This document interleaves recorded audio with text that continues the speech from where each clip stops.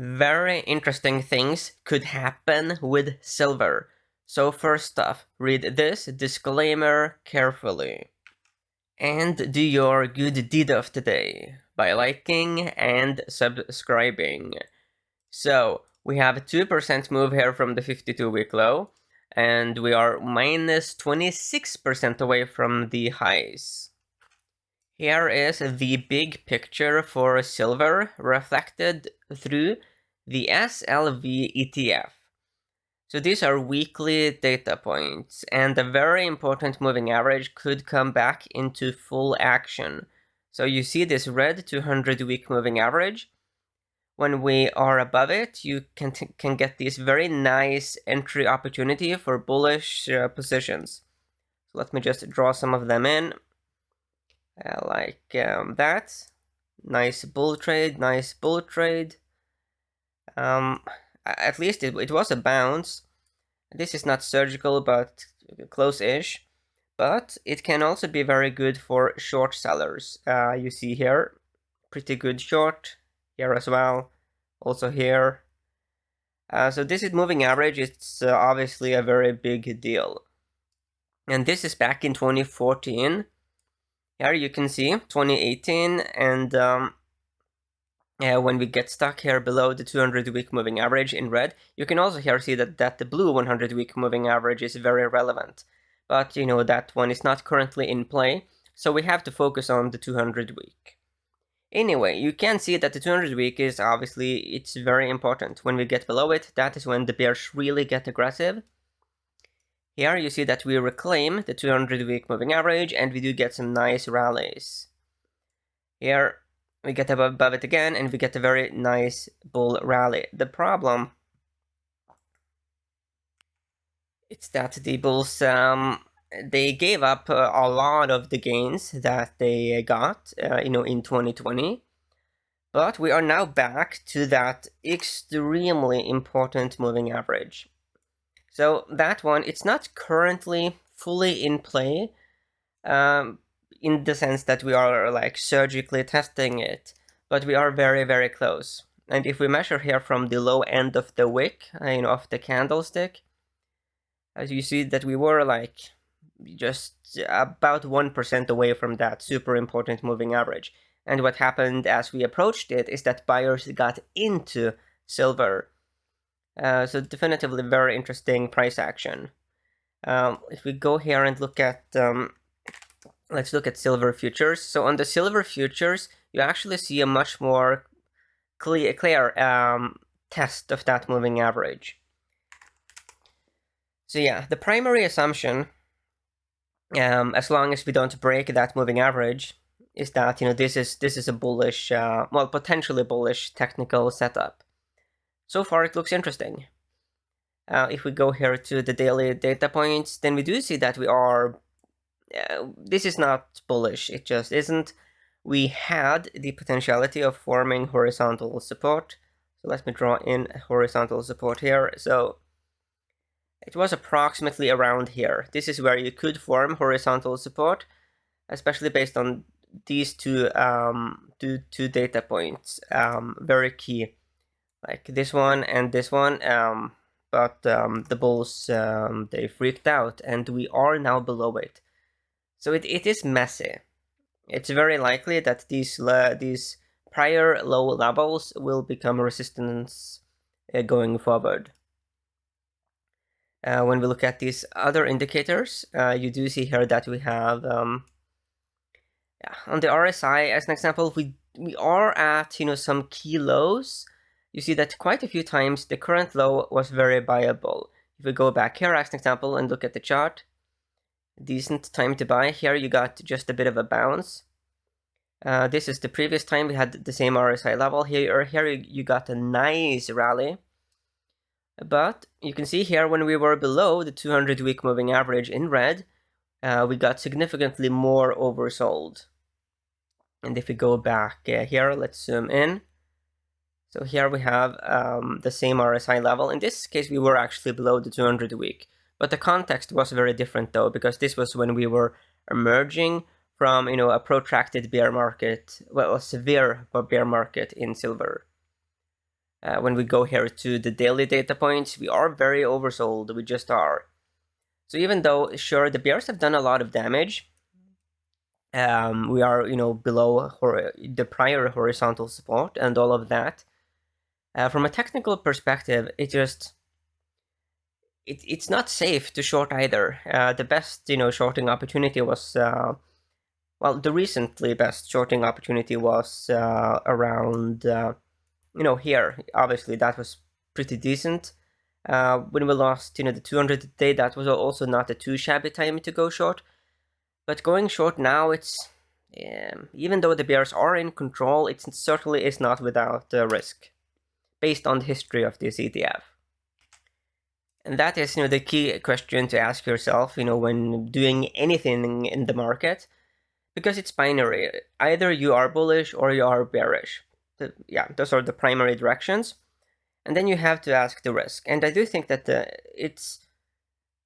there's higher risk from a technical perspective now of being bearish on silver. As long as we are above the 200 VMA support level. We could also actually take plus RSI here as well. So in terms of giving this a rating, I do think I will give this one, maybe I give it a 4 to the bulls. Let's look at the seasonality. So to the right here, you get the average seasonality data. In red over the last 10 years, usually it's some bullish seasonality here heading towards mid-June. In blue over the last 7 and green over the last 5 years, you do see that the bullish seasonality extends all the way here into 14th of July. So yeah, interesting seasonality. Over the last 5 years, May is one of the strongest months for silver. Then we go here to the last 10 years. So given that, silver has been, it's been in a bear market, obviously that will affect the seasonality. Notwithstanding that, May is, relatively speaking, a decent month. And when we sort of look a bit at, the trend here, you do see that the coming months are, generally speaking, good for silver. So that's interesting.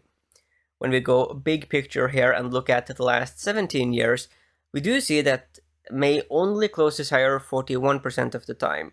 June is, mediocre. So, yeah, looking very long term, the bullish seasonality disappears. I think that overall I will give this one to the bulls. It's interesting seasonality. But I only give the bulls a 3 here, given that, it's not been like roaringly bullish, even though it has been more bullish, generally speaking, than bearish. When it comes to the fundamentals and, silver, it's a bit different because this is a precious metal, it's a commodity. So now I'm sort of trying to gauge, so what would a person that is concerned about value do when it comes to silver? Given that we have seen a substantial pullback, to support levels, prior price levels where bulls have been active, that is going to be appealing to those people who look at, value. So I will give this one to the bulls. But given that we don't have any clear metrics when it comes to silver, I think I will give the bulls here just a 2. Unlike gold, silver is uniquely difficult to analyze from a macro/fundamental perspective, because it is to an extent a precious metal, but it also is increasingly an industrial commodity, because there's a lot of uses for silver. So yeah. Anyway, here you do see some correlations. You have a 16% positive correlation with the S&P 500. Then we have 73% positive with gold. Minus 9% here with the 10-year yield, long term. So some people have made the big deal about the 10-year yield and silver, but we obviously don't see that in the actual correlation data. Minus 49% with the dollar index. Looking at the daily data points, a mere we almost have no correlation really with S&P 500. So I would say this is basically zero. And you have 75% here with gold, 15-ish% here with the 10-year yield, and then you have almost no correlation here with the dollar index. So that's interesting. People have also made a big deal about how much the dollar will impact silver, but that does not show here in the actual data. Okay, so it certainly seems like, looking long and short term, what happens to gold is going to have the biggest impact on silver. So let's have a bit of a look at gold. Let's look at the gold futures. Okay. So when it comes to gold, the chart here is just more messy. While we do have some interesting potential support levels here on RSI, when we look here at the moving averages and the chart, we have sliced through all of the important moving averages. You could argue that we have a cluster of horizontal support levels, a volume shelf. That's interesting. And in a more super big picture perspective, we still have very much this major cup and handle pattern developing. But yeah, it's just very noisy. Looking here at the daily data points, here again we have lost a bunch of moving averages. So let's look a bit here at. So the RSI is at an interesting level. We have certainly been lower in the past. That's something to be aware of. But the current RSI level has formed lows numerous times here in the past, but there have been times where we have been even lower. Here I am looking at the relationship between GLD and SLV, so the gold ETF and the silver ETF. So you do see here that there was this very protracted time since 2011 where gold was massively outperforming silver. Then we did see that gold weakened, and now recently we see this uptrend where gold is outperforming silver. Looking here a bit at the RSI, we do see that the current reading, it is a bit on the higher end of this relationship. So there have been times where gold has even more fiercely outperformed silver, but you can see here that numerous times the current reading in this relationship has formed temporary highs, meaning it's a possibility that we will see gold start to underperform silver a bit, meaning silver will outperform gold. So this is something to just have on our radar. Looking here at the seasonality here for this pair. Interesting. So we are coming towards a period where gold has a tendency to underperform silver. So given that we are looking at silver, that is potentially bullish. So yeah, money could flow from gold into silver for the coming months. So that's interesting. Let's just look here at GLD and yeah, okay, and the S&P 500. This is interesting. If you look at where we recently formed the low, so let me just draw that in. So this is where we formed the key low, very close to that level back here. So this is potentially like a monstrous double bottom. So this is rather interesting, frankly. So yeah, this looks actually bullish. If looking here also at other patterns, you could argue that we might have a rounding bottom formation in development. So maybe for a protracted period, gold will outperform the S&P 500. Let's look here at the daily data points, and then we jump into well, let's just quickly look also here at the RSI just for consistency. But the thing is that there's nothing really super special happening here with RSI. Okay, so then we go to seasonality. So gold, it does have a tendency to underperform the S&P 500. It's not really a huge shock though, because the stock market usually has a better return, except in times of crisis. So let me just show you that here with these weeklies. Okay, so here as an example, this is the global financial crisis. So you can see here that gold reached a low in this relationship, mid 2007. So way before the financial market collapsed, gold formed a low. And if you here saw horizontal support as an example, and then you moved into gold, you see that you would benefit very nicely. So gold strongly outperformed the S&P, leading up here into basically the almost the exact low here of the S&P 500 during that bear market.